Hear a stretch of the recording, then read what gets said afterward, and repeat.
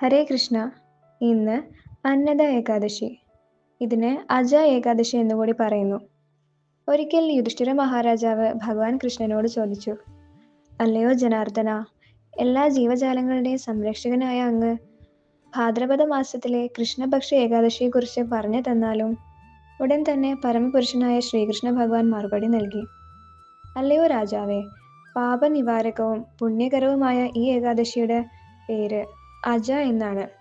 ഈ ദിവസം പൂർണ്ണമായും ഉപവസിക്കുകയും ഇന്ദ്രിയങ്ങളുടെ നാഥനായ ഭഗവാൻ ഋഷികേശനെ ആരാധിക്കുകയും ചെയ്യുന്ന ഏതൊരു വ്യക്തിക്കും തൻ്റെ പാപപ്രതികരണങ്ങളിൽ നിന്നും മുക്തരാകാൻ സാധിക്കുന്നു. ഈ ഏകാദശിയെക്കുറിച്ച് കേൾക്കുന്നത് കൊണ്ട് മാത്രം തന്നെ ഒരു വ്യക്തിയുടെ മുൻപ് ചെയ്ത പാപങ്ങളെല്ലാം നശിക്കുന്നു. ഒരിക്കൽ സത്യസന്ധനായ ഹരിശ്ചന്ദ്രൻ എന്ന രാജാവ് ഈ ലോകം ഭരിക്കുന്ന ചക്രവർത്തിയായിരുന്നു. എന്നാൽ വിധിയുടെ ശക്തിയാൽ അദ്ദേഹത്തിന് തന്റെ മഹത്തായ രാജ്യം നഷ്ടപ്പെട്ടു, ഭാര്യയും പുത്രനെയും നഷ്ടപ്പെട്ടു. ആ ഭക്തനായ രാജാവ് ഒരു ചണ്ടാളന്റെ നിസ്സാരനായ ദാസനായി മാറി. ചണ്ടാളൻ അദ്ദേഹത്തെ ഒരു ശ്മശാനത്തിന്റെ കാവൽക്കാരനാക്കി. എന്നിരുന്നാലും അദ്ദേഹം സത്യസന്ധതയും സത്സ്വഭാവവും ഉപേക്ഷിച്ചില്ല.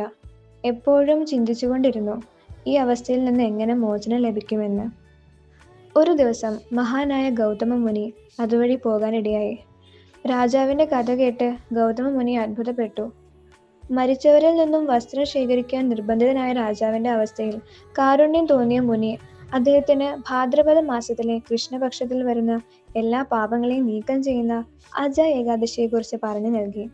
ആ ദിവസം ഉപവസിക്കുക മാത്രം ചെയ്താൽ മറ്റ് തപസ്യകൾ ചെയ്യാതെ തന്നെ എല്ലാ പാപങ്ങളും ഇല്ലാതാകും. അതിനാൽ ഈ ദിവസം ഉപവസിക്കുകയും രാത്രി മുഴുവൻ ഉണർന്നിരിക്കുകയും ചെയ്യുന്നതിലൂടെ എല്ലാ മുൻകാല പാപപ്രതികരണങ്ങളും തീർച്ചയായും നശിക്കും. ഇത്രയും പറഞ്ഞ് മുനി അവിടെ നിന്നും യാത്രയായി. അങ്ങനെ രാജാവ് ഈ ഏകാദശി ഗൗതം മുനിയുടെ നിർദ്ദേശങ്ങൾ പാലിച്ചുകൊണ്ട് ഉപവസിച്ചതിനാൽ അദ്ദേഹത്തിന്റെ മുൻകാല പാപപ്രതികരണങ്ങൾ പൂർണ്ണമായും നശിച്ചു. അങ്ങനെ ഹരിശ്ചന്ദ്ര രാജാവിന് എല്ലാ ദുരിതങ്ങളിൽ നിന്നും മോചനം ലഭിച്ചു.